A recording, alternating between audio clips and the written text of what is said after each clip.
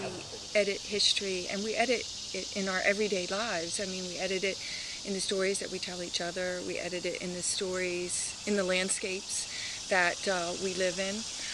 And I gave a lot of thought to that question, and I'm not sure that there is a complete answer. I mean, we edit consciously, we edit unconsciously. Sometimes we edit by accident, sometimes we edit intentionally. And it's the editing is sort of the whole. The whole is greater than the sum of its parts. It depends on who is struggling for access to the landscape. And I really ultimately think it comes back to the land. Who has the right, who has the authority, who we have agreed has the right, who we agree has the authority to tell the stories. But what's really critical about this notion of editing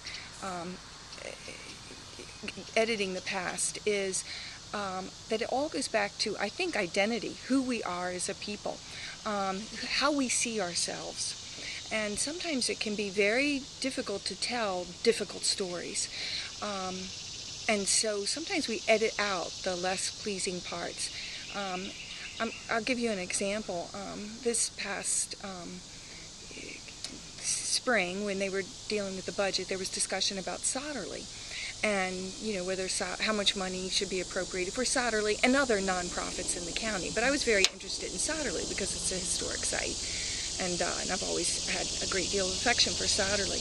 And there were some letters that were written into the Enterprise. I wrote one of the letters, but other people wrote letters that said, Solderly's about slavery, and we should not glorify that. We should not talk about that.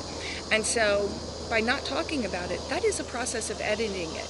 And by not talking about it, does that somehow not glorify it?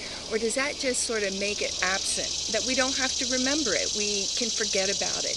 We don't have to talk about slavery. And I think that actually we do have to talk about slavery, because in the book, as you know, I think that race is foundational to to any American land. The idea that, will there be a final truth, a final narrative that we all agree on? The answer is no. In fact, I like to tell my students that the more important a historic site, the more people will fight over it. And I see that actually as a good thing. It's this ongoing editing, negotiating of what that place means, what the landscape means. And there will always be competing stories. There will always be this group, that group. Sometimes there'll be divided along lines of race, sometimes gender, sometimes region, south versus north, that will bring different stories to the table. And these stories are always jockeying for position, as the people who tell them are jockeying for position, for access to the past and being able to claim that story. I think is really critical to defining who we are, and underpins everything that we do, whether we think we are interested in history or not. I meet people all the time, I'm not really a big history buff.